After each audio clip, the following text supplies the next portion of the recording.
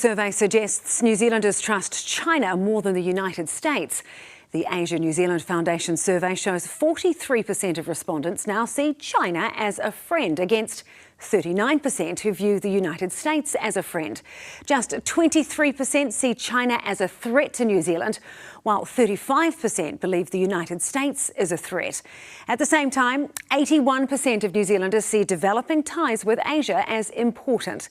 Adam Hollingworth reports.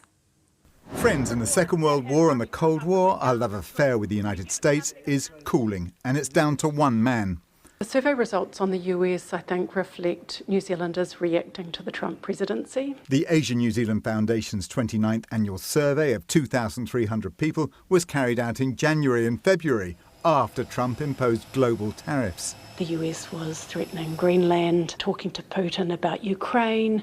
We were seeing tariffs on the New Zealand economy and so on. So US was in the headlines a lot, whereas in the case of China, less so. China generated fewer negative headlines but had been slipping in our affections till this year because of the way we perceived a Chinese threat to our Pacific neighbours. Wary of where security or defence or human rights might be involved. So that's where you see threat perceptions rise, but friend perception can rise when it comes to people-to-people relations or the other areas that we might be connecting with the Chinese people. On the streets of Auckland, there's little love for either power. Which one do you trust more? Probably neither. Probably China. US for me. Trump. You can't stand him. Oh, he's stupid. Whilst America's not a great shining light, it feels like they're closer to how we think. The New Zealand-China Friendship Society says China poses no threat. China seems to be the adult in the room. It's leading by example. It's pulled 850 million people out of poverty. This is all unfolding against the backdrop of deepening defence, security and technology cooperation between Washington and Wellington, as our government seeks a counterweight to China's growing influence in the region. But it's worth noting this survey was done before the war in Iran. People are ahead of the politicians when it comes to perceptions of the Donald Trump administration.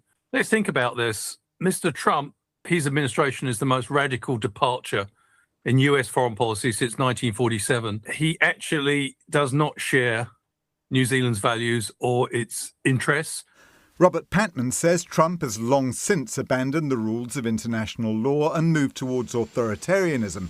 So he believes the survey showing less support for America will give our government pause for thought. The nature of this fall could mean that issues like the Iran war and its consequences may actually figure in the next election as an issue. That is, did the government do enough to head off that crisis? Foreign policy and who we cozy up to, once low on electors' priorities, could now loom as an election issue.